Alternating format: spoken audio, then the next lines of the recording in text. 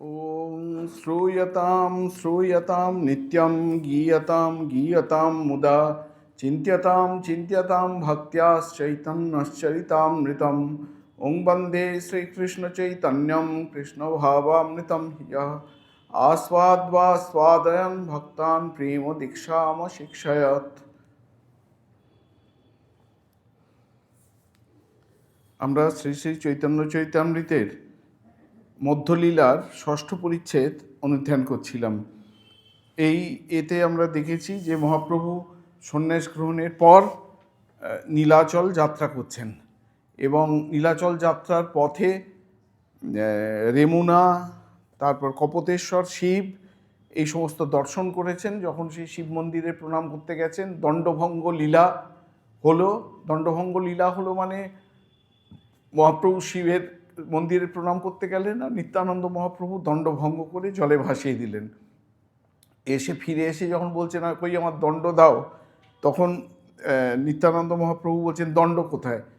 দণ্ড তো তুমি এবং আমি দণ্ডের ওপর পড়লাম, দণ্ড ভেঙে গেল, সে তো জলে ভাসিয়ে দিয়েছি।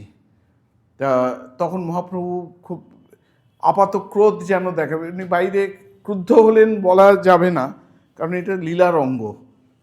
তখন মহাপ্রভু বললেন যে এইটা আমার একমাত্র সম্বল ছিল, এই দণ্ডটি, সেটিকে তুমি আমার হাত থেকে কেড়ে নিলে তোমাদের সঙ্গে আর রাস্তায় হাঁটা যাবে না। হয় তোমরা আগে যাও, আমি পেছন পেছন যাই, আর নয়তো আমি আগে যাচ্ছি, তোমরা পেছন পেছন এসো। তার সঙ্গে যারা ছিলেন তারা বললেন যে তুমি বরঞ্চ আগে আগে যাও, আমরা পেছন পেছন যাই। তাদের মনের ভাবটা হচ্ছে এই, মহাপ্রভু যদি মাঝপথে কোথাও মহাভাবে অচেতন হয়ে পড়েন, তারা এসে তার সেবা শুশ্রূষা করতে পারবে। তা মহাপ্রভু সেই করতে করতে নীলাচলে এলেন এবং যখন সেই জগন্নাথ দর্শন করে জগন্নাথ মন্দিরে ঢুকে ভাবাবিষ্ট হয়ে পড়লেন এবং দিব্যন্মাদে অচৈতন্য হয়ে পড়লেন। তারপর বাসুদেব সার্বভৌম, রাজা প্রতাপরুদ্রের সভাপণ্ডিত, প্রধান সভাপণ্ডিত, তিনি সেই সময় জগন্নাথ দর্শন করতে এসেছিলেন। তিনি গোপীনাথ নবদ্বীপবাসী ছিলেন, তিনি মহাপ্রভুকে চিনতেন আগে থেকে। সেই গোপীনাথ এবং আরও পাণ্ডা কয়েকজনের সাহায্যে, বাসুদেব সার্বভৌমের নিজের ছাত্ররাও সেখানে ছিল, তাদের সাহায্যে মহাপ্রভুকে বয়ে এনে নিজের বাড়িতে নিয়ে এলেন। তারপর এইটি আমরা এর আগের দিন করছিলাম।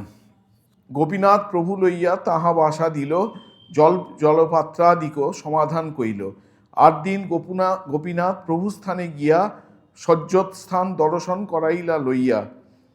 মুকুন্দ দত্ত লইয়া আইল সার্বভৌম স্থানে, সার্বভৌম কিছু তারে বলিল বচনে। প্রকৃতি বিনীত সন্ন্যাসী দেখিতে সুন্দর, আমার বহু প্রীতি বাড়ে ইহার উপর। কোন সম্প্রদায়ে সন্ন্যাস করিয়াছেন গ্রহণ, কিবা ইহার নাম, কিবা নাম ইহার শুনিতে হয় মন। বাসুদেব সার্বভৌম একে জিজ্ঞেস করছেন গোপীনাথকে যে এর এত সুন্দর দেখতে এবং এর প্রকৃতি অত্যন্ত বিনীত প্রকৃতি, দেখলে মন স্বাভাবিকভাবেই আকর্ষণ করে। তা ইনি কোন সম্প্রদায়ে সন্ন্যাস গ্রহণ করেছেন, এনার নাম কি, এই সব শুনতে আমার ইচ্ছে হচ্ছে। আসলে এই আমাদের যেহেতু সন্ন্যাসী, দশনামী সম্প্রদায়ের সন্ন্যাসী বলতে ভারতবর্ষের দশনামী মানে হচ্ছে 10টি নাম আছে। শঙ্করাচার্যের আগে এই সন্ন্যাসী সম্প্রদায়ের সংখ্যা অসংখ্য ছিল, বলা হয় 100-র বেশি, 108টার মতো সম্প্রদায় ছিল। তা শঙ্করাচার্য দেখলেন যে সেই 108টা সম্প্রদায় নামেই কেবলমাত্র আছে, অনেক সম্প্রদায়ের কোনো অস্তিত্ব নেই। অনেক ক্ষেত্রে দেখা যাচ্ছে বিভিন্ন সম্প্রদায়ের মধ্যে কোনো পার্থক্য নেই, যার জন্যে তাকে স্বতন্ত্র একটা নামে চিহ্নিত করা যায়। সেই জন্যে আচার্য শঙ্কর করলেন কি, যে বিরজাহম করে যারা সন্ন্যাস গ্রহণ করবে তাদের 10টি নামে নামকরণ করলেন সম্প্রদায় অনুসারে। 10টি নামে ওই 108টা সম্প্রদায়কে নামিয়ে 10টা সম্প্রদায় করলেন এবং বিভাজন করে দিলেন যে কোন সম্প্রদায় কোন মঠের আন্ডারে থাকবে। ভারতবর্ষের 4 প্রান্তে 4টি মঠ ইতিমধ্যেই তিনি করেছেন। কোন সম্প্রদায়ের আন্ডারে, কোন মঠের আন্ডারে কোন সম্প্রদায় পরিচালিত হবে সেটি নির্দিষ্ট করে দিলেন। এখানে ওই 10টি সম্প্রদায় হচ্ছে তীর্থ, আশ্রম, বন, অরণ্য, গিরি, পর্বত। যেমন আমাদের গিরি, শিবানন্দ গিরি, সেরকম গিরি, পর্বত, সাগর, পুরী, ভারতী ও সরস্বতী। এই হচ্ছে 4টি সম্প্রদায়। দয়ানন্দ সরস্বতী যেমন এরকম। এবার মহাপ্রভু জিজ্ঞেস করছেন, এই বাসুদেব সার্বভৌম জিজ্ঞেস করছেন যে মহাপ্রভু এই 10টি সম্প্রদায়ের মধ্যে কোন সম্প্রদায়ে সন্ন্যাস গ্রহণ করেছেন।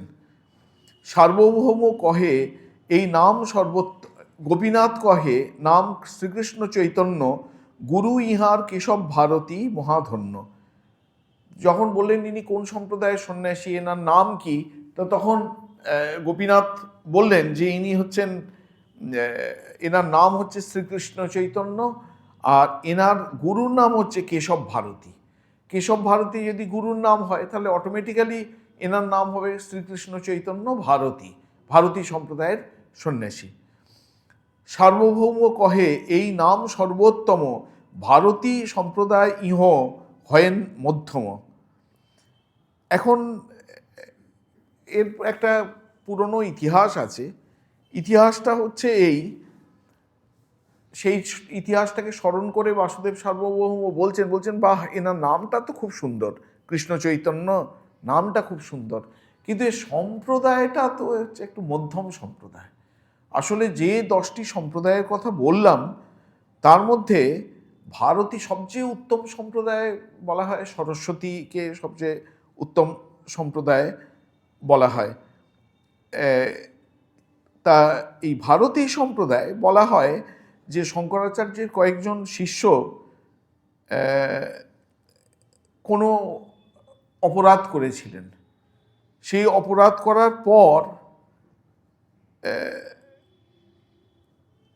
ওই তার শিষ্যদেরই কয়েকজন তাদের হাত থেকে সন্ন্যাসীর যে দণ্ড, সেই দণ্ড কেড়ে নিয়েছিলেন, আর কয়েকজনের অর্ধদণ্ড কেড়ে নিয়েছিলেন। আসলে 3টে দণ্ডকে বেঁধে একটা দণ্ড করা হয়, তো তার মধ্যে ওই 3টে দণ্ডের মধ্যে একটা বা দুটো দণ্ডকে কেড়ে নিয়েছিলেন। যাদের সমস্ত দণ্ডটাই কেড়ে নেওয়া হয়েছিল হাত থেকে, তারা হচ্ছেন সবচেয়ে হীন সম্প্রদায়। যেমন এখানে মানে বলা হয়, মনে করা হয়, এই গল্পের পেছনে কতটা সত্যতা আছে বলা খুব শক্ত। গল্পটা হচ্ছে এরকম যে এই যারা হচ্ছে সবচেয়ে হীন সম্প্রদায়ের বলে এই বৈষ্ণব গ্রন্থগুলিতে বলা হচ্ছে, তারা হচ্ছে গিরি সম্প্রদায়, যেমন সবচেয়ে হীন সম্প্রদায়। আর যাদের অর্ধেক দণ্ড কেড়ে নেওয়া হয়েছিল, ওই 3 দণ্ডের মধ্যে একটা বা দুটো দণ্ড কেড়ে নেওয়া হয়েছিল, তারা হচ্ছে মধ্যম সম্প্রদায়। সেই মধ্যম সম্প্রদায়ের মধ্যে ভারতী সম্প্রদায় পড়ে। আর তীর্থ, আশ্রম, সরস্বতী এইসব সম্প্রদায়ের কোনো অপরাধ না থাকায় তাদের সমস্ত দণ্ড তার হাতে থাকবে। এখন এইটা আমার যেটা মনে হয় এটি হচ্ছে গল্প, নিছকই হয়তো গল্প। কারণ সন্ন্যাসীর, পরমহংস সম্প্রদায়ের সন্ন্যাসীদের দণ্ড বিসর্জন করতে হয়, দণ্ড নেয়ার পর দণ্ড বিসর্জন করতে হয়, সেটাও আছে। যেমন দণ্ডও তারা ধারণ করবেন, আবার দণ্ড বিসর্জন করবেন, সেই বিধিও আছে। দণ্ড বিসর্জন করার ভাবটা কি আগেই আমরা বলেছি যে 3টে দণ্ড হচ্ছে কায়দণ্ড, মনোদণ্ড আর বাক্যদণ্ড। এই 3টি দণ্ডের প্রতীক, যে আমি আমার নিজের শরীরটাকে নিয়ন্ত্রণে রাখবো, নিজের বাক্যকে নিয়ন্ত্রণে রাখবো এবং নিজের মনকে নিয়ন্ত্রণে রাখবো, এইটি মনে করিয়ে দেওয়ার জন্য দণ্ড ধারণ। এখন যার কাছে, যে সম্প্রদায়ের সন্ন্যাসী, পরমহংস সম্প্রদায়ের সন্ন্যাসী, তার কাছে এই 3 ধরনের সংযম স্বাভাবিক হয়ে গেছে, তাকে আর দণ্ড ধারণ করে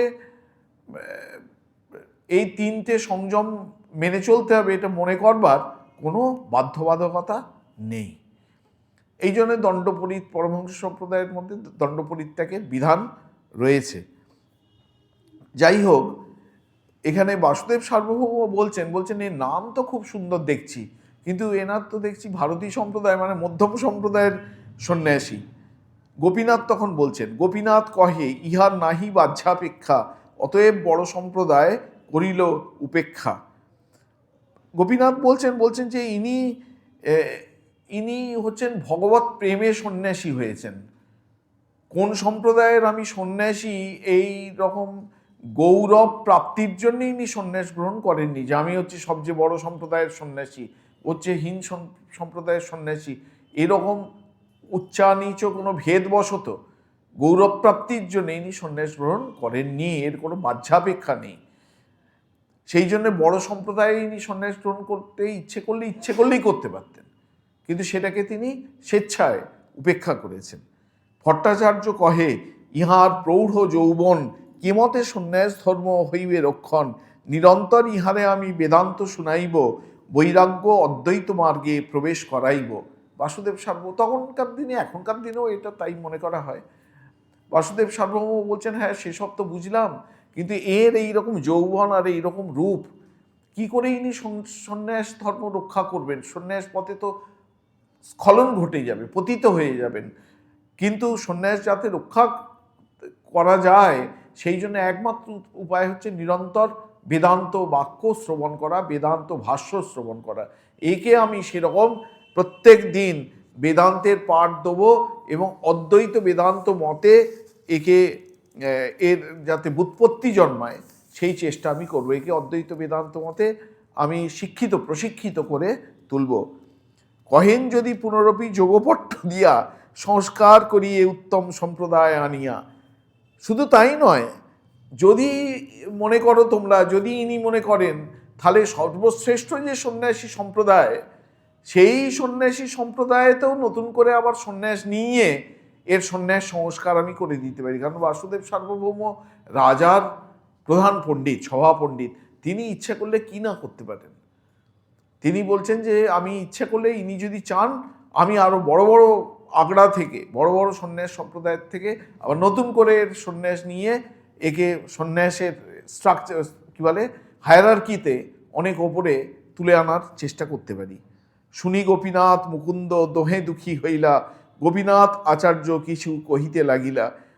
ও গোপীনাথ এবং মুকুন্দ এই দুজন ছিলেন, ওরা দুজনেই বাসুদেব সার্বভৌমর এইসব কথা শুনে অত্যন্ত দুঃখিত হলেন। দুঃখ এই জন্যে, এই সব হচ্ছে নিতান্ত বাইরের কথা, পাওয়ার, পজিশন, প্রমোশন, ডিমোশন, এইসব টার্মসে তুমি কথা বলছো, এর সঙ্গে আধ্যাত্মিক অনুভূতির, আধ্যাত্মিক জীবনের কোনো সম্পর্ক নেই। সেই জন্যে বলছেন গোপীনাথ মুকুন্দ দোহে দুজনেই দুঃখিত হইলা, গোপীনাথ আচার্য কিছু কহিতে লাগিলা। ভট্টাচার্য, গোপীনাথ বলছে একে বাসুদেব সার্বভৌমকে, ভট্টাচার্য তুমি ইহার না জানো মহিমা, ভগবত্তা লক্ষণের ইহাতেই সীমা। গোপীনাথ বলছেন যে বাসুদেব সার্বভৌম, তুমি এর সম্পর্কে কিছুই জানো না। যদি মানুষকে কোনো গুণের কারণে ভগবান বলা যায়, তাহলে সেই গুণের সমস্ত লক্ষণ এর মধ্যে প্রকাশিত। ইনি হচ্ছেন ভগবত্তা লক্ষণের ইহাতেই সীমা। ইনি হচ্ছেন ভগবান বলে ডাকা যায় যে গুণাবলীগুলোর জন্য, সেই গুণাবলীর চরম পরাকাষ্ঠা এর মধ্যে প্রকাশিত। ইহাতেই সীমা মানে এতেই চরম পরাকাষ্ঠা প্রকাশিত। He is the highest embodiment and highest culmination. এই আমাদের এতে বলা হয় না, যেমন মর্যাদা পুরুষোত্তম, রামচন্দ্রকে বলা হয় মর্যাদা পুরুষোত্তম। আমরা অনেকেই বুঝি না যে মর্যাদা পুরুষোত্তম, পুরুষ দিকের মধ্যে তিনি উত্তম, এইটুকু বুঝি। মর্যাদাটা কি, মানে এটা কি?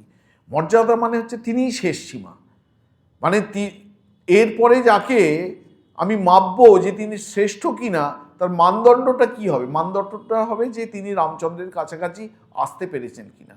কারণ রামচন্দ্র হচ্ছেন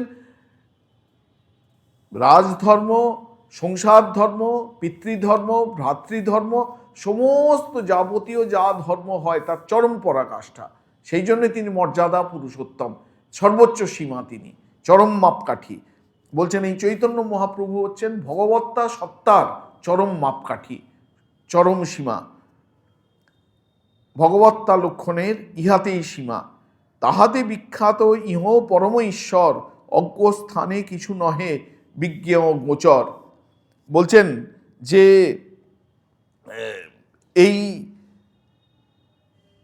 এই চৈতন্য, এ হচ্ছে স্বয়ং ঈশ্বর, এই নিয়ে হচ্ছেন সর্বজ্ঞ, এর কাছে অজ্ঞেয় কিছুই নেই। আপনি এ করলেই বুঝতে পারবেন শুধু ইনি কোন সম্প্রদায়ের সন্ন্যাসী, কার কাছ থেকে সন্ন্যাস নিয়েছেন, সেই সম্প্রদায়টা ছোট না বড়, এইভাবে এই ভগবানের বিচার করা উচিত নয়। ইনি হচ্ছেন সর্বজ্ঞ স্বয়ং ঈশ্বর। শিষ্যগণ কহে ঈশ্বর কহ কোন প্রমাণে, আচার্য কহে বিজ্ঞ মত ঈশ্বর লক্ষণে। তখন ওই বাসুদেব সার্বভৌমের শিষ্যরা ওখানে ছিল, ছাত্ররা, তারা বলছেন তোমরা বারবার একে ঈশ্বর ঈশ্বর, ইনি সাক্ষাৎ ঈশ্বর বলে বলছো, কি লক্ষণের মধ্যে দেখেছো যে কি ঈশ্বর বলে? কারণ ওরা তো তখন পর্যন্ত জানে না, দেখেছে শুধু একজন লোক অজ্ঞান হয়ে পড়েছিল, তাকে ওখান থেকে তুলে খুব সুন্দর দেখতে, তিনি সন্ন্যাসী, তার নাম কৃষ্ণ চৈতন্য, এইটুকু তার জানা আছে, আর তো কোনো ইন্টারাকশন হয়নি।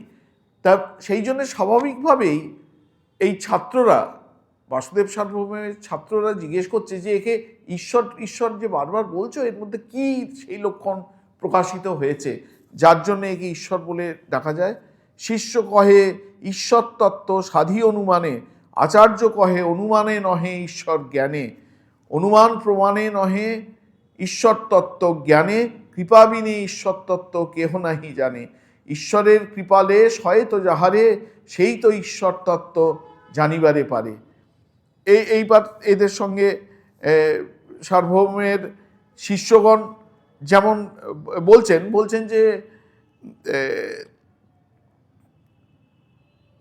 বলছেন যে ঈশ্বর তত্ত্ব সাধিত হয় লক্ষণের দ্বারা, স্বরূপ লক্ষণ এবং তটস্থ লক্ষণের দ্বারা। এই লক্ষণগুলো কোথায় পাওয়া যায় না? শাস্ত্রে পাওয়া যায়। তার মধ্যে যে তটস্থ লক্ষণ, সেটি হচ্ছে অনুমান প্রমাণের উপর প্রতিষ্ঠিত। অনুমান প্রমাণ মানে হচ্ছে ওই পর্বত নিমান ধুমাত, পর্বত দেখছি ধোঁয়া উঠছে, অনুমান করলাম যে ওখানে আগুন জ্বলছে, আগুনটাকে কিন্তু দেখতে পাচ্ছি না। সেরকম তটস্থ কেন বলা হয়? তটস্থ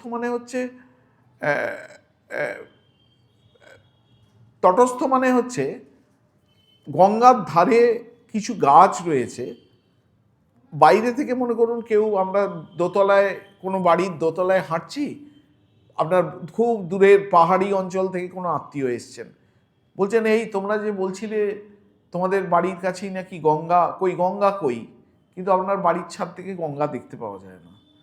আপনি তখন কি করবেন? দূরের গাছগুলো দেখিয়ে বলবেন যে ওই যে গাছগুলো দেখছো ওই গঙ্গা। গাছগুলোকে কিন্তু দেখা যাচ্ছে, গঙ্গাকে দেখা যাচ্ছে না। গাছগুলো গঙ্গা কি করে হয় না? এখানে বক্তব্যটা হচ্ছে এই, গাছগুলো যে তটে অবস্থিত তার তলা দিয়েই গঙ্গা প্রবাহিত হয়ে যাচ্ছে, এই আমাকে অনুমান করে নিতে হবে। এইটাকে বলা হয় তটস্থ লক্ষণ। এখন এখানে ঈশ্বরের ক্ষেত্রে যে ঈশ্বর আছেন, এইটা আমি জানবো কি করে? ঈশ্বর আছেন আমি জানবো এই জগৎটাকে দেখে। যত বা ইমানি ভূতানি জায়ন্তে যত্র জাতানি জীবন্তি যৎ প্রয়ন্তি অভিসংবিশন্তি তৎ ব্রহ্ম। যেখান থেকে এই সমস্ত জন্মগ্রহণ করেছে, আবির্ভূত হয়েছে, নিঃসৃত হয়েছে, উদ্ভূত হয়েছে, যেখানে স্থিত আছে, যেখানে পুনরায় আবার বিলীন হয়ে যাবে কল্পান্তে, তিনি হচ্ছেন ব্রহ্ম।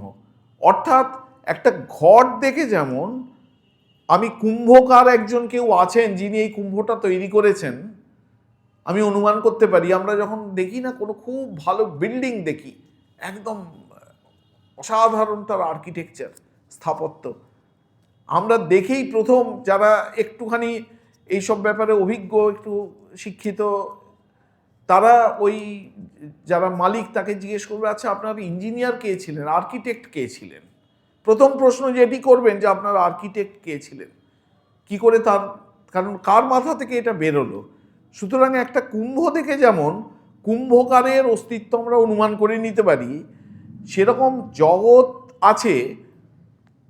এই জগতে সেই ছেলেবেলায় হয় না, গরমের দিনে খোলা আকাশের তলায় আকাশের দিকে তাকিয়ে থাকতে থাকতে মনে হয় আচ্ছা এত গ্রহ নক্ষত্র কে সৃষ্টি করেছেন? নিশ্চয়ই এর একজন স্রষ্টা কেউ আছেন। আমাদের এতে বলা হয় নাও সব স্রষ্টা ফ্রষ্টা নেই, এই কেমিক্যাল রিয়াকশনের ফলে তৈরি হয়েছে। ওই কিছু সম্প্রদায় বিজ্ঞানবাদী, তথাকথিত বিজ্ঞানবাদী সম্প্রদায়, হ্যাঁ, ওটা কেমিক্যালি এটাকে এক্সপ্লেন করা যাবে। তা সেরকম যে কে এটা সৃষ্টি করেছেন, কে এই জগৎ বিশ্ব ব্রহ্মাণ্ড কে সৃষ্টি করেছেন, নিশ্চয়ই এরকম এমন কোনো সত্তার অস্তিত্ব আছে। জগৎ দেখে যেমন অনুমান করা যায়, যেমন একটা কুম্ভ দেখে কুম্ভকারের অস্তিত্ব অনুমান করে নেওয়া যায়, সেরকম নিশ্চয়ই একে তোমরা বারবার ঈশ্বর ঈশ্বর ঈশ্বর ঈশ্বর করে বলছো, এনারও এমন কোনো শক্তি আছে যে শক্তি তোমরা দেখেছো বলে বারবার একে ঈশ্বর বলে প্রমাণ করবার চেষ্টা করছো। এইটি বলছে না। শিষ্য কহে ঈশ্বর তত্ত্ব সাধি অনুমানে, আচার্য কহে অনুমানে নহে ঈশ্বর জ্ঞানে। অনুমান প্রমাণে নহে ঈশ্বর তত্ত্ব জ্ঞানে। এখন এইটার সব সময় এই অনুমান প্রমাণে নয় ঈশ্বর তত্ত্ব জ্ঞানে বলছেন যে সব, যেমন এটা একটা গেল স্বরূপ লক্ষণ, এই তটস্থ লক্ষণ, যত বা জন্মাদ্যাস্য যথা, যেখান থেকে এই জগতের জন্ম হয়েছে, যেখানে স্থিত, যেখানে লয় পাচ্ছে, এই হচ্ছে তটস্থ লক্ষণ। আরেকটিকে ব্রহ্মকে নির্দেশ করবার আরেকটি লক্ষণ আছে, সেটিকে বলা হয় স্বরূপ লক্ষণ। স্বরূপ লক্ষণে বলা হয় যে সত্যম জ্ঞানম অনন্তম ব্রহ্ম, ব্রহ্ম হচ্ছেন সত্যস্বরূপ, ব্রহ্ম হচ্ছেন জ্ঞানস্বরূপ এবং ব্রহ্ম হচ্ছেন আনন্দস্বরূপ। এই হচ্ছে ব্রহ্মের লক্ষণ। এখন সত্য ব্রহ্ম সত্যস্বরূপ, ব্রহ্ম জ্ঞানস্বরূপ, ব্রহ্ম আনন্দস্বরূপ, প্রমাণটা করব কি করে? না, প্রমাণটা হচ্ছে শ্রুতি প্রমাণ। শ্রুতি বলেছে, ওটাকে বিশ্বাস করে তোমাকে সাধন করতে হবে। সাধন করতে করতে তুমি অনুভব করবে যে হ্যাঁ, তিনি সত্যস্বরূপ, জ্ঞানস্বরূপ, আনন্দস্বরূপ। এইটি হচ্ছে প্রমাণ। অনুমান প্রমাণে নহে ঈশ্বর তত্ত্ব জ্ঞানে, কৃপা বিনা ঈশ্বর তত্ত্ব কেহ নাহি জানে। এবং এটা হচ্ছে যে আচ্ছা, আমি যে এই শ্রুতি বাক্যে বিশ্বাস করে সাধন করব, সাধন করলেই কি আমি এটা অনুভব করতে পারবো তিনি সত্যস্বরূপ, জ্ঞানস্বরূপ, আনন্দস্বরূপ? এখানে বলা হয়, আচ্ছা বলা হয় যে না, তার কৃপা হলে তুমি জানতে পারবে। তুমি সাধন করে যেতে পারো, কিন্তু সাধন করছো মানেই যে তুমি তার স্বরূপ জানতে পারবে, এর কোনো বাধ্যবাধকতা নেই। নায়মাত্মা বলহীনেন লভ্য ন মেধয়া ন বহুনা শ্রুতেন যমেবৈষ বৃণুতে তেন লভ্য তস্যৈষ আত্মা বিবৃণুতে তনুম স্বাম। যে বলহীন, তার দ্বারাই প্রত্যেগাত্মার স্বরূপ লভ্য নয়, তত্ত্বজ্ঞান লভ্য নয়। মেধার দ্বারা, যে মেধার দ্বারা আমরা অঙ্ক কষি, বাজার করি, সেই মেধার দ্বারা লভ্য নয়। ন মেধয়া না বহুনা শ্রুতে না, বহু আমি শুনেছি, পাঠ শুনেছি, শাস্ত্র শুনেছি, তার দ্বারাও এইটা, তার মানে এই নয় যে আমার ব্রহ্মজ্ঞান হয়ে যাবে। ন মেধয়া না বহুনা শ্রুতে না। তাহলে কিভাবে এই প্রত্যেগাত্মার স্বরূপ আমার দর্শনের যোগ্য হয়ে উঠবেন? না, তুমি কৃপা করো যারে, সেই তোমারে জানিতে পারে। তিনি যদি কৃপা করে তার নিজের স্বরূপ আমাদের কাছে উন্মোচন করেন, তবে আমি তাকে সাক্ষাৎকার করতে পারবো। এই হচ্ছে শ্রুতির কথা, এটি হচ্ছে শ্রুতির কথা। এইটা বলছে কৃপা বিনা ঈশ্বর তত্ত্ব কেহ নাহি জানে, ঈশ্বরের কৃপালে হয়তো যাহারে, সেই তো ঈশ্বর তত্ত্ব জানিবারে পারে। ঈশ্বরের কৃপা যার ওপর হবে, তিনি ঈশ্বরের তত্ত্ব জানতে পারবেন। লেশ মানে হচ্ছে কণা, যার উপরে ঈশ্বরের কৃপা কণা পতিত হবে, তিনি এই ঈশ্বর তত্ত্ব জানতে পারবেন। তথা হি শ্রীমদ্ ভাগবতে তথাপি তে দেব পদাম্বুজদ্বয় প্রসাদ লেশানুগৃহীত এব হি জানাতি তত্ত্বম ভগবান মহিম্ন নচান্য একোপি চিরম বিচিন্বন। এখানে একটি ভাগবতের 10ম স্কন্ধের 14 নম্বর অধ্যায় থেকে একটি শ্লোক কৃষ্ণদাস কবিরাজ গোস্বামী কোট করলেন নিজের বক্তব্যের সপক্ষে। এখানে বলা হচ্ছে যে তথাপি তে দেব পদাম্বুজদ্বয় প্রসাদ লেশ অনুগৃহীত এব হি। হে দেব, যদিও তোমার মহিমা পরিস্ফুটই রয়েছে, কারণ তুমি সপ্রকাশ, তোমার মহিমাকে কেউ চাপা দিয়ে রাখতে পারে না। তোমার যখন আকাশে সূর্য আছে, মেঘ এসছে, আমি সূর্যকে দেখতে পাচ্ছি না, আমরা কথার কথায় বলি বটে যে সূর্যকে মেঘ ঢেকে দিয়েছে, কিন্তু সত্যি কি সূর্যকে মেঘ ঢেকে দিয়েছে? আমি যেখানটায় দাঁড়িয়ে আছি তার মাথার উপরে এক কুঁচো মেঘ আছে, কিন্তু আকাশে সূর্য যখন মেঘ ঢেকে দিয়েছে বলে আমি মনে করছি, তখনও তিনি কিন্তু সমমহিমাতেই বিরাজ করছেন, তার মহিমা এতটুকু ক্ষুণ্ণ হয়নি। এটি বলা হচ্ছে যে যদিও তোমার মহিমা, তুমি সমহিমাতে বিরাজিত, তবুও হে দেব তোমার পাদপদ্মের যৎকিঞ্চিত অনুগৃহীত ব্যক্তি তোমার মহিমার তত্ত্ব বা স্বরূপ কিঞ্চিত অনুভব করতে পারে। তিনি প্রকাশিতই রয়েছেন, কিন্তু আমার মাথার উপর যে মেঘের কুঁচোটা রয়েছে, সেই মেঘের কুঁচোটা সরে যাওয়া দরকার। সেটাই হচ্ছে অজ্ঞান। সেই মেঘের কুঁচোটা সরে গেলে যিনি সপ্রকাশ, তিনি আমার কাছে প্রতিভাত হবেন। এখনও তিনি সপ্রকাশ, তখনও তিনি সপ্রকাশই থাকবেন, কিন্তু আমার কাছে তিনি এখন প্রতিভাত হচ্ছেন না আমার অজ্ঞানের কারণে। আমার অজ্ঞান যখন চলে যাবে, তখন যিনি সপ্রকাশ, তিনি আমার কাছে প্রতীত হচ্ছেন বলে আমি বোধ করব। বলছেন অন্যথায় অন্য কোনো ব্যক্তি নিঃসঙ্গভাবে অবস্থান করে সাধনা দিতে বা শাস্ত্রাভ্যাসিতে রত থেকে বহুকাল যাবৎ অনুসন্ধান বা বিচার করেও তা জানতে পারবে না। তুমি যদি অনুগ্রহ করো তাহলে তোমার দর্শন আমি পাবো, কিন্তু সাধন করে ওই যেটা বললাম যে নায়মাত্মা বলো হীনে ন লভ্য ন মেধয়া ন বহুনা শ্রুতে না যমে বৈষব বৃণুতে তে ন লভ্য তস্যৈষ আত্মা বিবৃণুতে তনুম স্বাম। যদ্যপি জগৎগুরু তুমি শাস্ত্র জ্ঞানবান, পৃথিবীতে নাহি পণ্ডিত তোমার সমান, ঈশ্বরের কৃপালেশ নাহিকো তোমাতে, অতএব ঈশ্বর তত্ত্ব না পারো জানিতে। এ বলছেন গোপীনাথ, একে বলছেন, সার্বভৌমকে বলছেন, মানে বুকের পাটা আছে বলতে হবে, তিনি রাজার সভাপণ্ডিতকে বলছেন যে তুমি জগৎগুরু কেন, তুমি শাস্ত্র জ্ঞানবান। যার শাস্ত্রের ওপর অধিকার আছে, বিশেষ করে যার দেবভাষায় অধিকার আছে, এখন আপনারা একটু চোখ কান যদি খোলা রাখেন বুঝতে পারবেন, দেবভাষাতে যার অধিকার আছে সে হচ্ছে জগৎ শাসন করবে। দেবভাষা মানে সংস্কৃত ভাষায় যার অধিকার আছে সে জগৎ শাসন করবে। বলছেন যদ্যপি জগৎগুরু তুমি শাস্ত্রবান, পৃথিবীতে নাহি পণ্ডিত তোমার সমান, কিন্তু ঈশ্বরের কৃপালেশ নাহিকো তোমাতে। তোমার ওপর ঈশ্বরের কৃপা এখনো হয়নি, এই জন্য তুমি নিজে সাক্ষাৎ ভগবান ওটি বুঝতে পারছো না। অতএব ঈশ্বর তত্ত্ব না পারো জানিতে, তোমার নাহিকো দোষ শাস্ত্রেই কহে, পাণ্ডিত্যাদি ঈশ্বর তত্ত্ব কভু জ্ঞাত নহে। বলছেন যে তোমার এতে অবশ্য কোনো দোষ নেই, কারণ এসব শাস্ত্রেরই কথা। শাস্ত্রে বলা আছে যে পাণ্ডিত্যের অভিমান থাকলে, শুধু পাণ্ডিত্য থাকলেই তার কৃপার অধিকারী হওয়া যায় না। ওই ন মেধয়া ন বহুনা শ্রুতে না, এসব ইত্যাদি ইত্যাদি রয়েছে।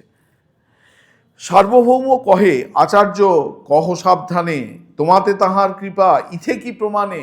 সার্বভৌম সেই কেউটে সাপের লেজে পা পড়লে যেমন ফস করে ওঠে, সেরম বাসুদেব সার্বভৌম বলছেন দেখো গোপীনাথ, তোমাকে আমি স্নেহ করি, সব ঠিক আছে, তোমার সঙ্গে ভালো সম্পর্ক, কিন্তু সাবধানে কথা বলবে। কার সঙ্গে কথা বলছো? তুমি রাজার সভাপণ্ডিতের সঙ্গে কথা বলছো, প্রধান সভাপণ্ডিতের সঙ্গে। তুমি বলছো আমার ওপর ভগবানের কৃপা নেই, তোমার ওপর তার মানে কৃপা আছে। তুমি বুঝতে পেরেছো উনি ঈশ্বর, আমার কৃপা নেই বলে আমি বুঝতে পারছি না উনি ঈশ্বর। তা তোমার ওপর যে কৃপা আছে ভগবানের, তার প্রমাণটা কি? আচার্য কহে বস্তু বিষয়ে হয় বস্তু জ্ঞান, বস্তু তত্ত্ব জ্ঞান হয় কৃপাতে প্রমাণ। এইগুলো সমস্ত কিন্তু ওই আপাতভাবে মনে হবে এটা কথার একটা খেলা হচ্ছে, কিন্তু কথার খেলা নয়, এসব শাস্ত্রীয় ভাষায় এরা কথা বলছেন। ব্রহ্মসূত্রের ভাষ্যে আচার্য শঙ্কর ওখানে বস্তুতন্ত্রবাদ, পুরুষতন্ত্রবাদ এইসব কথাগুলো ব্যবহার করছেন। এখানে ইনি বস্তুতন্ত্রবাদী প্রমাণের কথা বললেন। বস্তু যেমন, বস্তু তেমন রূপেই প্রতিভাত হচ্ছে। বস্তু যেমন, বস্তুটা ঠিক তার স্বস্বরূপেই আমার কাছে প্রতিভাত হচ্ছে। মানে আমার মনের যে, আমার বস্তু সম্পর্কে আমার যে জ্ঞান, আমার যে মেন্টাল ইমেজ, সেটা হচ্ছে বস্তু স্বরূপত যা, অবিকল তার অনুরূপ। এই যে জ্ঞান, এই জ্ঞানটাকে বলা হয় বস্তুতন্ত্রবাদী জ্ঞান, বস্তুতন্ত্র, এটিকে বলা হয় বস্তুতন্ত্র। আর পুরুষতন্ত্র মানে হচ্ছে যেখানে বস্তুর জ্ঞান পুরুষের ওপর নির্ভর করে। বস্তুর জ্ঞান পুরুষের ওপর নির্ভর করে মানে হচ্ছে, আমার যদি মনটা আজকে ভালো থাকে, একই দিন রৌদ্র করজ্জ্বল দিন মনে হবে আজকের দিনটা অত্যন্ত বিষণ্ণ, দিনটা যেন কেমন। আবার আমার মন যদি প্রফুল্ল থাকে, ওই একই দিনকে পরের দিন মনে হবে আজকের দিনটা কি সুন্দর দিন। এটা হচ্ছে পুরুষতন্ত্রবাদী দৃষ্টিভঙ্গি। মানে বস্তুটা কেমন, দিনটা কেমন, সেই সম্পর্কিত জ্ঞান আমার মনের অবস্থাটা কীরকম তার উপর নির্ভর করছে। আমি যদি সবুজ চশমা পরে দেখি, জগৎটাকে সবুজ বলে মনে হবে। নীল চশমা পরে দেখি, নীল বলে মনে হবে। লাল চশমা পরে দেখলে লাল বলে মনে হবে। তার মানে বোঝা গেল দুটো, একটা হচ্ছে পুরুষতন্ত্রবাদ। আমাদের মনে আছে পরম পূজ্যপাদ ও রঙ্গনাথানন্দজি মহারাজ তখন প্রেসিডেন্ট ছিলেন। ওই সন্ধেবেলায় আমরা সাধু ব্রহ্মচারীরা প্রণাম করতে যখন যেতাম, ওই প্রতিদিন প্রণাম করবার সময় মহারাজের শুরু হতো, বলতেন ইংরেজিতে বলতেন, মনে রাখবে দুটো, পুরুষতন্ত্রবাদ, বস্তুতন্ত্রবাদ। আমরা হচ্ছি বস্তুতন্ত্রবাদী, আমাদের বস্তুতন্ত্রবাদী হওয়ার চেষ্টা করতে হবে। বস্তু যেমন, তার জ্ঞান যেন, অর্থাৎ ভগবান যেন তার স্বস্বরূপে আমাদের কাছে প্রতিভাত হন। ভগবান কীরকম যেন সেটা আমার দেখার ওপর নির্ভর না করে। হ্যাঁ, তার স্বরূপটা, মানে আমার চেতনার রঙে পান্না হলো সবুজ, এটা হচ্ছে পুরুষতন্ত্রবাদী জ্ঞান। যে আমি চোখ মেললাম আকাশে, গোলাপকে বললাম সুন্দর, আমি গোলাপকে সুন্দর বলছি বলে সুন্দর হলো সে। এটা এটা হচ্ছে আমি কীরকম। ওই যে বললাম না, এই দিনটা আমার মনটা ভালো আছে, দিনটাও ভালো আছে। আমার মনটা খারাপ, দিনটা যেন কীরকম। এটা হচ্ছে পুরুষতন্ত্রবাদী জ্ঞান। আর বস্তুতন্ত্রবাদী জ্ঞান হচ্ছে যে বস্তু যেমন, সেটা আমার মন ভালো আছে না খারাপ আছে তার কোনোটার উপর নির্ভর করে না। বস্তুর জ্ঞানটা হচ্ছে বস্তু যেমন তেমনই বস্তু সম্পর্কিত জ্ঞান। বস্তু এবং বস্তু সম্পর্কিত জ্ঞান হচ্ছে অবিচ্ছেদ্য, তাকে পৃথক করা যায় না, অভিন্ন। তারা এক। বস্তু সম্পর্কিত জ্ঞান এবং বস্তুর স্বরূপ তারা হচ্ছে অভিন্ন। এটি হচ্ছে বস্তুতন্ত্রবাদ। এই যে যখন বলছেন সার্বভৌম, আচ্ছা তুমি সাবধানে মুখ সামলে কথা বলবে, তুমি কাকে কি বলছো জানো না। তুমি যে বলছো আমার ওপর তার কৃপা নেই, তোমার উপরেই একমাত্র তার কৃপা আছে, তার প্রমাণটা কি? গোপীনাথ আচার্য কিন্তু একদম মাথা গরম করেননি, বলছে পরিষ্কার কৃপা তো বস্তু বিষয়ে হয় বস্তু জ্ঞান। বস্তুকে বস্তু বলেই, মানে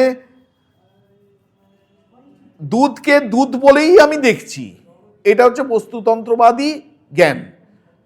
আর দুধকে মনে হচ্ছে যেন এটা চালের গুঁড়ো গোলা, হ্যাঁ, কি ময়দা গোলা মনে হচ্ছে, হ্যাঁ, এইটি হচ্ছে পুরুষতন্ত্রবাদী জ্ঞান। এখানে বলতে গোপীনাথ আচার্য পরিষ্কার, সাক্ষাৎ ঈশ্বর যিনি, তাকে সাক্ষাৎ ঈশ্বর বলেই মনে হচ্ছে। এ তো বস্তুতন্ত্রবাদী জ্ঞান, যে বস্তুর স্বরূপ যেমন তাকে সেই মতো জ্ঞান হচ্ছে। এবার বস্তুর স্বরূপ যেমন তার সেই রকম অনুসারেই জ্ঞান হচ্ছে, এটাই তো তার আমার উপর কৃপা আছে তার সবচেয়ে বড় প্রমাণ। আর বস্তু যিনি, বস্তু যেটি বস্তু, অর্থাৎ তিনি সাক্ষাৎ ভগবান। তোমার সেই সাক্ষাৎ ভগবান চোখের সামনে প্রতীত হচ্ছেন, তাকে তুমি ঈশ্বর বলে বুঝতে পারছো না, ভগবান বলে বুঝতে পারছো না। এ থেকেই তো বোঝা যাচ্ছে তোমার উপর তার কৃপা নেই। মানে ইনি কিন্তু এই যে উত্তরটা দিলেন, এই উত্তরটা কিন্তু একেবারে মানে ন্যায় প্রস্থান অনুসারেও তিনি এই দিলেন। ব্রহ্মসূত্রকে বলা হয় ন্যায় প্রস্থান। সেই ব্রহ্মসূত্রের যে আচার্যের ভাষ্য, সেই ভাষ্য অনুসারে কিন্তু এইটা উত্তর দিলেন। এটাকে বুঝতে হবে, এটা ইনি খামোকা মানে এলেবেলে একটা উত্তর দিলেন না, কিন্তু একদম শাস্ত্রানুসারে ইনি উত্তর দিলেন। এটা ইহা শরীরে সব ঈশ্বর লক্ষণ, মহাপ্রেমাবেশ তুমি পাইয়াছ দর্শন। তারপরে গোপীনাথ বলছেন এ শরীরে সমস্ত অষ্টসাত্ত্বিক বিকার প্রকাশিত হচ্ছে, এর শরীরে প্রেমাবেশ হচ্ছে, তুমি নিজের চোখে দেখেছো। তবুও তো ঈশ্বর জ্ঞান না হয় তোমার, ঈশ্বর মায়ায় করে এই ব্যবহার। বলছেন এর শরীরে অষ্টসাত্ত্বিক বিকার কি যার তার শরীরে প্রকাশিত হয় নাকি? এর শরীরে অষ্টসাত্ত্বিক বিকার প্রকাশিত হচ্ছে। তারপরে এর মহাপ্রেমাবেশ তুমি নিজের চোখে দেখেছো, এর সত্ত্বেও তুমি একে ঈশ্বর বলে ধারণা করতে পারছো না। এ থেকেই বোঝা যায় যে ঈশ্বর তোমার মনের ওপর একটা মায়ার জাল যেন বিস্তার করে তোমাকে বস্তু দর্শন করতে দিচ্ছেন না। দেখিলে, হ্যাঁ, মনের মলিনতার জন্য, হ্যাঁ, মনের মলিনতার জন্য। মনের ওই মলিনতাটাই হচ্ছে অজ্ঞান, মনের মলিনতাই অজ্ঞান। দেখিলে না দেখে তারে বহির্মুখ জন, শুনি হাসি সার্বভৌম কহিল বচন। তারপর গোপীনাথ বলছেন দেখিলে না দেখে তারে বহির্মুখ জন, বলছেন যে দেখেও যে দেখে না তাকে কি বলবে, তাকে বহির্মুখ বলবেন। পরাঞ্চি খানি ব্যাত্রীনাথ স্বয়ম্ভু। হ্যাঁ, ভগবান আমাদের জন্ম মুহূর্তে মেরে রেখেছেন। কি করে মেরে রেখেছেন? আমাদের সমস্ত ইন্দ্রিয়গুলোকে বহির্মুখ করে রেখেছেন। সেই জন্য আমার অন্তরে যিনি আছেন সেই প্রত্যকাত্মাকে দেখবার আমার দেখি না তো বটেও, দেখবার ইচ্ছাও পর্যন্ত হয় না। কিন্তু কশ্চিৎ ধীরঃ প্রত্যকাত্মানমৈক্ষত আবৃত্ত চক্ষু অমৃতত্বম ইচ্ছন। কোনো কোনো প্রাজ্ঞ ব্যক্তি আছেন যারা এই প্রত্যকাত্মাকে দেখবার ইচ্ছা করেন, এবং দেখবার ইচ্ছায় তারা কি করেন? আবৃত্ত চক্ষুহু, তারা সমস্ত ইন্দ্রিয়গুলোকে নিয়ন্ত্রণ করে তারা রাখেন। দেখিলে না দেখে তাহে বহির্মুখ জন, দেখেও দেখে না, সে হচ্ছে অত্যন্ত বহির্মুখ, সে শুধু বাইরেটাই দেখে, অন্তরে যে ভগবান আছেন তাকে দেখবার চেষ্টা করে না। শুনি হাসি সার্বভৌম কহিল বচন। এক বাসুদেব সার্বভৌম কিন্তু একটা মনে রাখতে হবে, কেবলমাত্র পণ্ডিত মাত্র নয়, এগুলো হচ্ছে সমস্ত লীলার অংশ। না হলে তিনি তার মহাপ্রভু সেবার অধিকার এরমভাবে পেতেন না, তাকে ওই কোলে করে ঘরেতে আনতেন না। তিনিও খুব উচ্চকোটিরে, কিন্তু তবুও সব যায় ওই যশের আকাঙ্ক্ষা, পাণ্ডিত্যবশত একটু মান পাওয়ার আকাঙ্ক্ষা, এই যেন গিয়েও যায় না। বাসুদেব সার্বভৌম হচ্ছে তাই। সেই জন্য যখন এই গোপীনাথ এত কড়া কড়া কথা বলেছে, তিনি কিন্তু রাজার প্রধান সভাপণ্ডিতকে ছেড়ে কথা বলেননি, খুব কড়া কড়া কথা বলেছেন একদম। কিন্তু বাসুদেব সার্বভৌম একটু রেগেছিলেন মাঝে, কিন্তু সেটাকে সংযত করে নিয়েছেন। তিনিও উচ্চকোটির সাধক, এটাকে মেনে নিতেই হবে। কোনটা? হ্যাঁ, না ওইটাই তো বলছি, যে ওইটাই তো বললাম তো এতক্ষণ। হ্যাঁ, অহংকার তো বটেই। এখন বাসুদেব শুনি হাসি সার্বভৌম কহিল বচন, ইষ্টগোষ্ঠী বিচার করি না করি হরোষ, শাস্ত্র দৃষ্টে কহি কিছু না লইও দোষ। তখন বলছেন যে বাসুদেব সার্বভৌম বলছেন, না না না, কিছু মনে করো না, দেখো আমি শাস্ত্রানুসারে কথা বলবার চেষ্টা করছি। যারা একটুখানি শাস্ত্র পড়া মানুষ না, তারা সবসময় আপনি যাই বলুন না কেন তারা গ্রহণ করবেন না। তারা বলবেন যে শাস্ত্রে কোথায় এর প্রমাণ আছেন, তুমি সেই প্রমাণ সহযোগে বলো। মানে ওই ঠাকুর বলেছেন কি স্বামীজি বলেছেন বলেই আমাকে মেনে নিতে হবে, তারা কখনো করবেন। তারা বলবেন আচ্ছা ঠাকুর যে এইরকম কথা বললেন, শাস্ত্রে কি এরকম কোথাও প্রমাণ আছে? স্বামীজি যে এই কথা বললেন, শাস্ত্রে কোথাও এইরকম প্রমাণ? একদিকে ভালো এটা, এ করে কোষ্ঠী পাতারে যাচাই করে নেওয়া ভালো। তা এইটাই বলছেন যে শাস্ত্র দৃষ্টে কহি কিছু না লইহ দোষ। বলছেন আমি শাস্ত্র অনুসারে বিচার করবার চেষ্টা করছি, যে তুমি যা যা কথাগুলো বলবার চেষ্টা করছো তার পেছনে শ্রুতির শাস্ত্র প্রমাণ আছে কিনা, শাস্ত্র সমর্থন আছে কিনা, তুমি আমাকে দোষ নেবে না। আমি ব্যক্তিগত আক্রমণের কিন্তু যাচ্ছি না। মহাভাগবত হয় চৈতন্য গোসাই, এই কলিকালে বিষ্ণু অবতার নাই, অতএব ত্রিযুগ করি কহি বিষ্ণু নাম, কলিযুগে অবতার নাহি শাস্ত্র জ্ঞান। এবার একটু অন্য কথা বলছেন সার্বভৌম বলছেন যে শাস্ত্র বিচার করলে দেখা যায় যে এই কলিকালে বিষ্ণু অবতার নাই। কলিকালে বিষ্ণুর অবতার হয় না, একমাত্র ত্রেতা এবং দ্বাপর যুগে অবতার। সত্য, ত্রেতা এবং দ্বাপর যুগে বিষ্ণুর অবতার হয়, কিন্তু কলিযুগে বিষ্ণুর অবতার হয় না। এই জন্য বিষ্ণুর একটি নাম হচ্ছে ত্রিযুগ। সুতরাং চৈতন্যকেও যে তোমরা অবতার খাড়া করবার চেষ্টা করছো, অবতার প্রমাণ করবার চেষ্টা করছো, এটা কিন্তু গ্রহণ করা যাবে না। তবে এটুকু মানি নিঃসন্দেহে যে মহাভাগবত হয় চৈতন্য গোসাই, তিনি যে মহাভাগবত ব্যক্তি খুব উন্নত আধ্যাত্মিক চরিত্র সম্পন্ন ব্যক্তি, এতে কোনো আমার সন্দেহ নেই। এটি বাসুদেব সার্বভৌম বলছেন। শুনিয়া আচার্য কহে দুঃখী হইয়া মনে, শাস্ত্রজ্ঞ করিয়া তুমি করহই মানে, ভাগবত ভারত দুই শাস্ত্রের প্রমাণ, সেই দুই গ্রন্থ বাক্যে নাহি অবধান, সেই দুইহে কহে কলিতে সাক্ষাৎ অবতার, তুমি কহ কলিতে নাহি বিষ্ণুর প্রচার, কলিযুগে লীলাবতার না করে ভগবান, অতএব ত্রিযুগ কহি তার নাম। এখন এ বলছেন, গোপীনাথ আচার্য বলছেন, অত্যন্ত তিনি দুঃখিত হলেন, দুঃখিত হয়ে তিনি বলছেন, তুমি নিজেকে শাস্ত্রজ্ঞ বলে অভিমান করো হে বাসুদেব সার্বভৌম, তুমি নিজেও মনে করো যে তুমি খুব শাস্ত্র পড়েছো এবং বুঝেছো সব, কিন্তু তুমি জানো না যে দুটি শাস্ত্রের প্রমাণ আমরা উল্লেখ করতে পারি যে যেখানে কলিযুগে অবতারের আবির্ভাবের সম্ভাবনার কথা বলা হয়েছে। একটি হচ্ছে ভাগবত, আরেকটি হচ্ছে ভারত। ভাগবত হচ্ছে শ্রীমদ্ ভাগবত, এবং ভারত মানে হচ্ছে মহাভারত। এই দুটিতেই কিন্তু এই কলিযুগে অবতারের সম্ভাবনার কথা, অবতার আসবেন এই কথা বলা হয়েছে। বলছে তুমি কি সেই সব পড়োনি নাকি? এই ভাগবত মহাভারত এগুলি পড়োনি? সেই দুই কহে কলিতে সাক্ষাৎ অবতার, তুমি কহ কলিতে নাহি বিষ্ণুর প্রচার। বলছেন এই দুটোতে একদম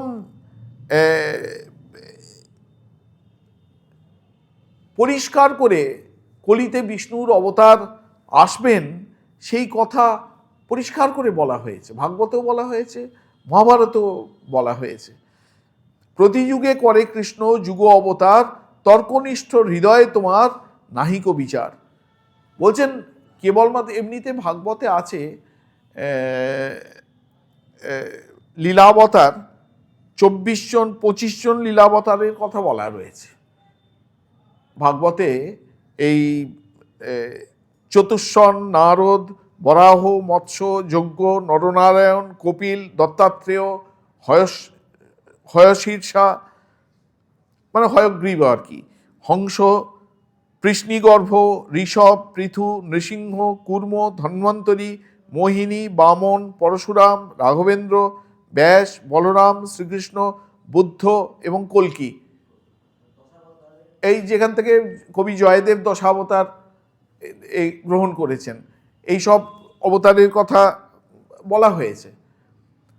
তারপরে এই সব বলেও আবার বলা হয়েছে অবতারাহি অসংখ্যেয়াহা, এর বাইরেও অসংখ্য অবতার রয়েছেন, এর বাইরেও অসংখ্য অবতার রয়েছেন। আর ওখানে আরও আছে যে কৃষ্ণস্তু ভগবান স্বয়ং, এই সব অবতার এরা হচ্ছেন বিষ্ণুর অবতার। মানে ওখানে একটুখানি হিসেব নিকেশ আছে, কারোর মধ্যে কত কলা শক্তি প্রকাশিত, কারোর মধ্যে এক কলা, কারোর মধ্যে দু কলা, এরকম সব হিসেব রয়েছে। কিন্তু ভগবান শ্রীকৃষ্ণ হচ্ছেন একদম সেই স্বয়ং বিষ্ণু, স্বয়ং যেন এই কৃষ্ণ রূপে আবির্ভূত হয়েছেন। কৃষ্ণস্তু ভগবান স্বয়ং, এইসব কথা ভাগবতে রয়েছে। বলছেন এছাড়াও প্রত্যেক যুগে সেই যুগের নির্দিষ্ট কিছু প্রয়োজন থাকে, সেই প্রয়োজন মেটানোর জন্য ভগবান বিষ্ণু নরশরীর ধারণ করেন, তাদের বলা হয় যুগাবতার। যুগ অবতার যিনি পূর্ণব্রহ্ম নারায়ণ, আমরা গান গাই। তারপর এই জৃম্ভিত যুগ ঈশ্বর জগদীশ্বর, সেই জগদীশ্বর যুগের ঈশ্বর রূপে যিনি আবির্ভূত, এইসব কথা আমরা গান করি। প্রতি যুগে করে কৃষ্ণ যুগ অবতার, তর্কনিষ্ঠ হৃদয়ে তোমার নাহিক বিচার। বলছেন তুমি শুধু এই তর্ক করেই মোলে, তোমার এই সবগুলো মনে পড়ছে না, ভাগবতের এইসব কথা মনে পড়ছে না বলে তিনি ভাগবত থেকে দুটি শ্লোক কীর্তন করলেন, যেখানে রয়েছে একাদশ স্কন্ধে রয়েছে, একাদশ স্কন্ধের পঞ্চম অধ্যায়ে কৃষ্ণবর্ণম ত্বিষা কৃষ্ণম সাঙ্গোপাঙ্গস্ত্রপাশদম, যে তিনি সাঙ্গোপাঙ্গ নিয়ে এই কলিযুগে এই কীর্তন করবেন। সুতরাং সেখানে পরিষ্কার করে এই মহাপ্রভু যে অবতার আসবেন শাস্ত্র প্রমাণও এরকম রয়েছে। তারপরে মহাভারতের যে বিষ্ণু সহস্র নাম, সুবর্ণ বর্ণ হেমাঙ্গ বরাঙ্গশ্চন্দনান গদি সন্ন্যাসকৃত সমশান্ত নিষ্ঠা শান্তি পরায়ণ, বিষ্ণু সহস্র নামে মহাভারতে এই সব কথা রয়েছে। তোমার আগে এত কথার নাহি প্রয়োজন বলে এবার গোপীনাথ একে বাসুদেব সার্বভৌমকে একটুখানি খোঁটা দিচ্ছেন, ঠেস দিয়ে বলছেন, তোমার আগে এত কথার নাহি প্রয়োজন, ঊষর ভূমিতে যেন বীজের রোপণ। বলছেন তোমাকে এসব কথা বলে তো লাভ নেই, এসব প্রমাণ দেখিয়েও কোনো লাভ নেই, এই সব হচ্ছে রুখা সুখা ভূমিতে যেন বীজ ছড়িয়ে দেয়া, অর্থাৎ সেই বীজ কোনোদিনই অঙ্কুরিত হবে না, সব শুকনো মাটি। তোমার উপরে তার কৃপা যবে হবে এসব সিদ্ধান্ত তবে তুমি করিবে। যবে তোমার উপর তার কৃপা হবে তখন আমাকে আর এইসব কথা বলতে হবে না জোর করে, তুমি এইসব সিদ্ধান্ত নিজে থেকে এসে পৌঁছাবে। তোমার যে শিষ্য কহে কুতর্ক নানাবাদ, ইহার কি দোষ, এই মায়ার প্রসাদ। বলছেন আর এই যে তোমার সঙ্গে যে শিষ্যবর্গ নিয়ে ঘুরছো, সেই শিষ্যগুলো এই যে কুতর্ক করছে, নানা কুতর্ক আমাকে উত্থাপন করলো, নানা প্রশ্ন করছে, ওদের আর দোষ কি? ওরা সব হচ্ছে মায়ার বশবর্তী, মায়ার সঙ্গগুণে, মায়ার প্রসাদে এই সমস্ত কুলক্ষণ এদের মধ্যে প্রকাশিত হচ্ছে। এখানে তিনি ভাগবত থেকে দুটি শ্লোক এই করেছেন, ভগবান শ্রীকৃষ্ণ উদ্ধবকে বলেছিলেন, সেই দুটি এখানে বলেছেন, আমি আর ওই দুটো পড়ছি না। তবে ভট্টাচার্য কহে যাহো গোসাইয়ের স্থানে, আমার নামে গণসহিত কর নিমন্ত্রণে। এরপরেও কিন্তু দেখতে হবে বাসুদেব সার্বভৌমকে এত কড়া কড়া কথা বলে, আসলে ওদের মধ্যে সম্পর্ক ছিল, ওরা সবাই নবদ্বীপ থেকে গেছেন তো একে অপরকে ভালো করে চেনেন, ওই জন্য গোপীনাথ এত কড়া কড়া কথা বললেও বাসুদেব সার্বভৌম কিন্তু মানে একটুখানি কিছুক্ষণের জন্য ক্রুদ্ধ হয়েছিলেন, নিজেকে সামলে নিয়েছেন। বলছেন গোপীনাথকে, যাও যাও তুমি ওই যে গোসাই রয়েছেন চৈতন্য গোসাই, তার কাছে যাও, আর আমার নাম করে ওদের সবাইকে, ওই যারা গৌড় থেকে এসছে ওর সাঙ্গ পাঙ্গ সবাইকে আমার নাম করে এখানে নেমন্তন্ন করে করো, আমি আজকে ওদের ভিক্ষা দেব। প্রসাদ আনিয়া তারে করাহো আগে ভিক্ষা, পশ্চাৎ আমারে আসি করাহিও শিক্ষা। বলছে এটা একটুখানি উপহাস করে বললেন, বলছেন আগে ওদের খেতে দাও, ভিক্ষা দাও, তারপর আমাকে তোমার কি শিক্ষা আছে তুমি এসে আমাকে শিক্ষা দেবে। আচার্য ভগিনীপতি শ্যালক ভট্টাচার্য, নিন্দা স্তুতি হাস্যে শিক্ষা করান আচার্য।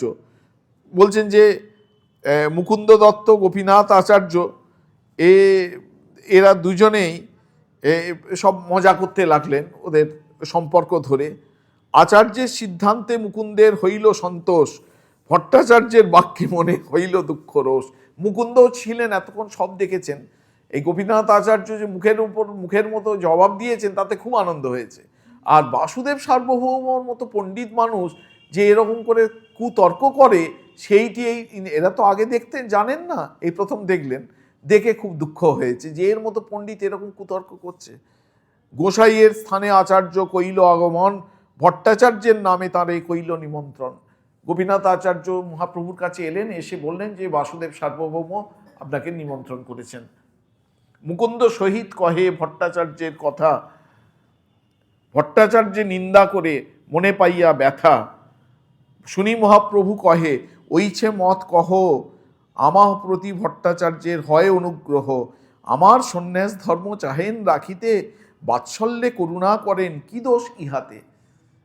ওখানে মুকুন্দ এসে ওই মহাপ্রভুর সামনেই গোপীনাথ আচার্যকে বলছেন বলো তো বাসুদেব সার্বভৌম ভট্টাচার্যের এটা কি উচিত হয়েছে?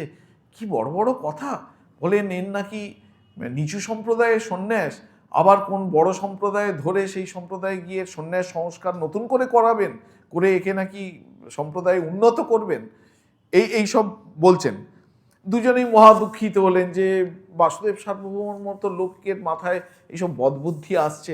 মহাপ্রভু কিন্তু শুনে মিটিমিটি হাসছেন। মহাপ্রভু বলছেন যে না না, তোমরা একদম ওই রকম বলবে না, উনি আমার কল্যাণ চান, ঠিকভাবে তিনি আমার কল্যাণ চান, ওই জন্যে আমাকে স্নেহবশত বাৎসল্যবশত আমার উপকার করতে চান, সেই জন্য উনি এইসব কথা বলেছেন। গোসাইয়ের স্থানে আর দিন মহাপ্রভু ভট্টাচার্য সনে আনন্দে করিলা জগন্নাথ দর্শনে। ভট্টাচার্য সঙ্গে তার মন্দিরে আইলা, প্রভুরে আসন দিয়া আপনে বসিলা। আরেকদিন মহাপ্রভু জগন্নাথ দর্শন করে, ওই সেদিন বাসুদেব সার্বভৌম মহাপ্রভুকে দর্শন করানোর জন্য জগন্নাথ মন্দিরে নিয়ে গিয়েছিলেন। তারপরে যখন ফিরলেন, বাসুদেব সার্বভৌম তাকে নিজের ঘরে নিয়ে এলেন, এসে মহাপ্রভুকে আসন দিয়ে সেই আসনে বসালেন। বেদান্ত পড়াইতে তবে আরম্ভ করিলা, স্নেহভক্তি করি কিছু প্রভুরে কহিলা। ওই বসিয়ে তারপর বললেন, তাহলে আমরা এখন থেকে বেদান্ত পাঠ শুরু করছি, বেদান্তের অধ্যয়ন শুরু করছি। এবং স্নেহ ভক্তি করে কিছু দু চার কথা বাসুদেব সার্বভৌম বলতে লাগলেন। বলছেন যে দেখো, বেদান্ত শ্রবণেই সন্ন্যাসীর ধর্ম, নিরন্তর করো তুমি বেদান্ত শ্রবণ। প্রভু কহে মনে তুমি করো অনুগ্রহ, সেই তো কর্তব্য আমার তুমি যেই কহ। মহাপ্রভু বলছেন যে তুমি তো আমার ভালোর জন্যই বলছো, আমার যাতে ভালো হয় তুমি, যেন মহাপ্রভু কিছুই জানেন না এরমভাবে বলছেন, তুমি আমার ভালোর জন্যই বলছো, আমার যাতে ভালো হবে তাহলে তাই আপনি করুন, আমি সব মেনে নেব আপনার কথা। 7 দিন পর্যন্ত ইচ্ছে করেন শ্রবণে, ভালো মন্দ নাহি কহি বসি মাত্র শুনে। 7 দিন ধরে বেদান্ত শাস্ত্র, খুব সম্ভবত ব্রহ্মসূত্র এবং তার ভাষ্য, আচার্য শঙ্করাচার্যের ভাষ্য পাঠ করেছেন। বাসুদেব সার্বভৌম সূত্র পড়েছেন, ভাষ্য পড়েছেন এবং সেই ভাষ্য ব্যাখ্যা করেছেন। 7 দিন ধরে পাঠ হয়েছে। যখন পাঠ হতো, মহাপ্রভু এক মনে চুপটি করে মাথা নিচু করে শুনে যেতেন, একটা রাও কাড়েননি, একটি কথাও বলেননি। 8ম দিবসে তাঁরে কহে সার্বভৌম, 7 দিন করো তুমি বেদান্ত শ্রবণ, ভালো মন্দ নাহি কহ রহ মৌন ধরি, বুঝো কি না বুঝো ইহা বুঝিতে না পারি। 8ম দিনে বাসুদেব সার্বভৌম বলছেন, আচ্ছা 7 দিন ধরে আমি কথা বলে যাচ্ছি, ব্যাখ্যা করে যাচ্ছি, সব তুমি একটা হ্যাঁ না রাম গঙ্গা একটা কথা তুমি বলনি, তুমি কি আদৌ বুঝছো না বুঝছো, আমি তো কিচ্ছু বুঝতে পারছি না। প্রভু কহে মূর্খ আমি, নাহি অধ্যয়ন, তোমার আজ্ঞাতে মাত্র করিয়ে শ্রবণ। সন্ন্যাসীর ধর্ম লাগি শ্রবণ মাত্র করি, তুমি যে করহ অর্থ বুঝিতে না পারি।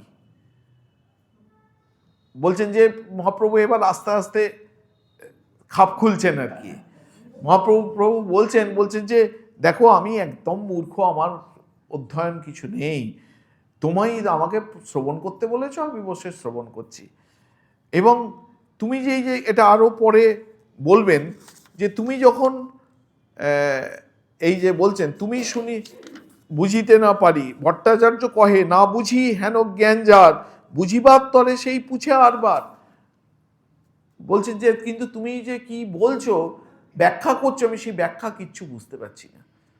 তখন বাসুদেব সার্বভৌম বলছেন, এইটাই তো আমি বলছি, যে বুঝতে পারবে না সে তো আরেকবার জিজ্ঞেস করবে যে এখানটা আরেকবার বলুন, ওখানটা বুঝতে পারলাম না, ওখানটা আরেকবার বলুন। তুমি তো একটা শব্দ পর্যন্ত উচ্চারণ করোনি, মাথাটি নিচু করে চুপটি করে বসে আছো। তুমি শুনি রহ মৌন মাত্র ধরি, হৃদয়ে কি আছে তোমার বুঝিতে না পারি। বাসুদেব সার্বভৌম একটু চটে গেছেন। বলছেন যে তুমি কি বুঝছো কি না বুঝছো সেটাকেও তো আমাকে বুঝতে হবে। তুমি যদি না বুঝতে পারো বলো কোনখানটা বুঝতে পারছো না, আবার বুঝিয়ে দেবো। চুপ করে থাকলে আমি কি বলবো তার। প্রভু কহে সূত্রের অর্থ বুঝিয়ে নির্মল, তোমার ব্যাখ্যা শুনি মন হয় তো বিকল। সূত্রের অর্থ ভাষ্য কহে প্রকাশিয়া, এখানে কিন্তু মহাপ্রভু শঙ্কর ভাষ্যকে খুব উচ্চে স্থান দিলেন। সূত্রের অর্থ ভাষ্য কহে প্রকাশিয়া, তুমি ভাষ্য কহ সূত্রের অর্থ আচ্ছা দিয়া। বলছেন যে তুমি যখন সূত্রগুলো পড়ে যাচ্ছ, ব্রহ্মসূত্র, হ্যাঁ, তখন অথাত ব্রহ্ম জিজ্ঞাসা জন্মাদ্যস্য যতঃ, হ্যাঁ, তত্ত্ব সমন্বয়াৎ, হ্যাঁ, আরও আছে শাস্ত্র যোনির বা, হ্যাঁ, পরপর তুমি সূত্রগুলো পড়ে যাচ্ছ, বেশ বুঝতে পারছি। কিন্তু তুমি যখন সেই শাস্ত্র ব্যাখ্যা করে বোঝাতে যাচ্ছ তখন সব গন্ডগোল হয়ে যাচ্ছে। তুমি যখন ভাষ্য পড়ছো, পরিষ্কার ভাষ্য, একদম সূত্রের যে প্রকৃত অর্থ সেটাকে পরিষ্কার করে প্রকাশ করছে। কিন্তু তুমি যখন সেই ভাষ্যের ওপর টিপ্পনী শুরু করছো, অর্থাৎ সেই ভাষ্যকে আমাকে বোঝানোর জন্য তার উপর ভাষ্য নির্ণয় করছো, তখন যেন সমস্ত এই পানা পুকুরের পানা সরিয়ে দেয়া হলো, আবার যেন পানা নাচতে নাচতে এসে পুকুরকে ঢেকে দেয়। সেরমভাবে যখন তুমি ভাষ্য পড়ছো যেন পানা সরে যাচ্ছে, সূত্রের অর্থ পরিস্ফুট হয়ে হচ্ছে, কিন্তু তুমি যখন সেই ভাষ্যের ওপর ভাষ্য করছো তখন যেন আবার সেই পানা পুকুরের পানা যেমন জলকে ঢেকে দেয়, তোমার ভাষ্য এসে সূত্রের অর্থকে যেন ঢেকে দিচ্ছে, আর কিচ্ছু বুঝতে পারা যাচ্ছে না। এই শুনে কিন্তু বাসুদেব সার্বভৌম একবার বেদম চড়বেন। ওইটি আমরা এর পরের দিন পাঠ করব। ওম নিরঞ্জনম নিত্যম অনন্তরূপম ভক্তানুকম্পা ধৃত বিগ্রহং বৈ ঈশাবতারম পরমেশমিড্যম তং রামকৃষ্ণম শিরসা নমামহ।